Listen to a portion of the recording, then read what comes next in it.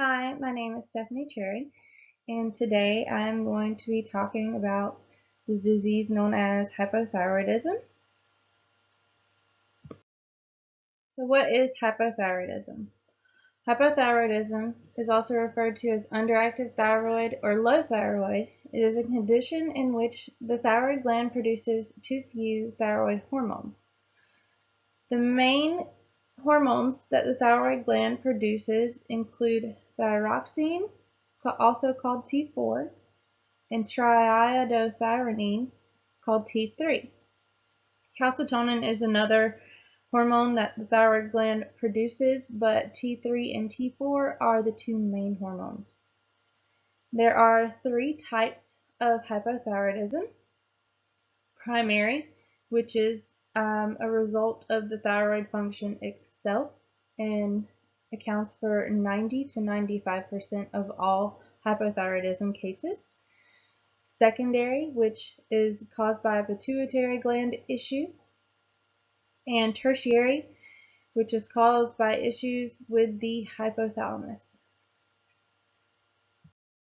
Signs and symptoms of hypothyroidism include fatigue, depression, constipation, feeling cold, dry skin, thinning hair, weight gain, muscle weakness, stiffness, or tenderness, decreased sweating, a slowed heart rate, elevated blood cholesterol, stiff or painful joints, impaired memory function, fertility difficulties, menstrual changes, hoarseness, puffy or sensitive face, enlarged or painful thyroid gland. Another lesser known symptom would be a swollen tongue, which is a symptom in my mom's case. Her tongue is so swollen that her teeth leave imprints on the side of her tongue. Causes of hypothyroidism include increased age. Being a woman puts you at a higher risk. Autoimmune disorders. The most common autoimmune disorder associated with hypothyroidism is Hashimoto's thyroiditis. Treatment for hypothyroidism can cause hypothyroidism, and genetic predisposition or family history. A thyroidectomy or partial thyroidectomy, radiation therapy of the head and neck, which can cause thyroid gland damage, medications, congenital thyroid abnormalities such as defectiveness or absence of the thyroid gland at birth, pituitary disorder, which can reduce thyroid stimulating hormone production, pregnancy, which would be postpartum hypothyroidism, iodine deficiency. There are many different types, such as Hashimoto's thyroiditis and postpartum hypothyroidism, and they are classified usually by their causes. Pathophysiology of hypothyroidism. The hypothalamus produces thyrotropin-releasing hormone called TRH, which stimulates the anterior pituitary gland to produce thyroid-stimulating hormone, TSH, which then stimulates the thyroid gland to produce T4 and T3. And here is a chart depicting the chain of events. So the hypothalamus dysfunction results in tertiary hyperthyroidism that we talked about earlier. Pituitary dysfunction results in secondary hypothyroidism, and primary hypothyroidism, which again is 90 to 95% of cases, results from dysfunction or destruction of the thyroid gland itself.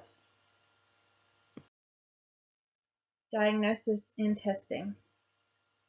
Clinical symptoms are used by doctors to aid in hypothyroidism testing, but usually it takes a blood test to measure your TSH, T3, and T4 levels. They will check for physical signs such as weight gain or thinning hair. Examination of the thyroid gland, which is located in your neck. They will check for enlargement, tenderness, or pain. They will check your family history to see if you're at a genetic predisposition.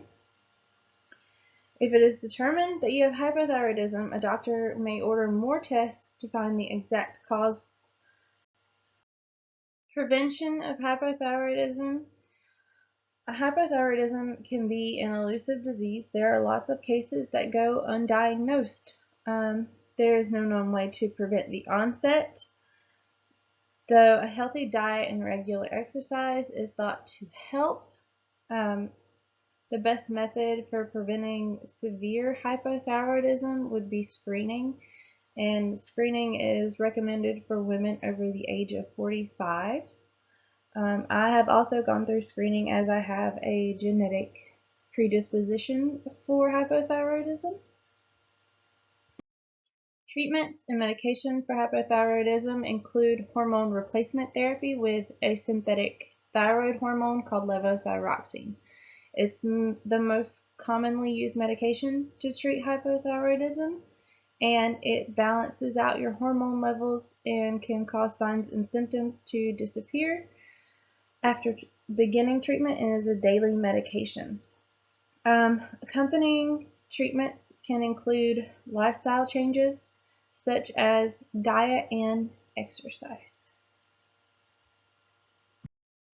Epidemiology and history of hypothyroidism.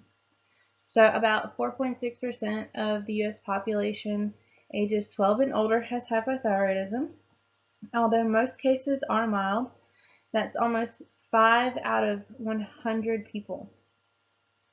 There are many causes and effects of hypothyroidism that have been observed for centuries, but the thyroxine for treatment was not commercialized until 1912, and at the time cost $350 per gram. In conclusion, hypothyroidism is an elusive disease that can go largely undiagnosed, and it has in the past, though we have recently started testing more often for thyroid issues. Primary hypothyroidism is caused by thyroid function issues. Secondary and tertiary causes include pituitary dysfunction and hypothalamus dysfunction, respectively. There is no way to prevent onset of hypothyroidism, but regular screening for those with certain predispositions can lead to earlier detection. Hypothyroidism can usually be detected using blood tests along with signs and symptoms. The primary treatment for hypothyroidism includes levothyroxine, and that's a daily use medication, and lifestyle changes. And here is a list of my references from our slideshow. Thank you.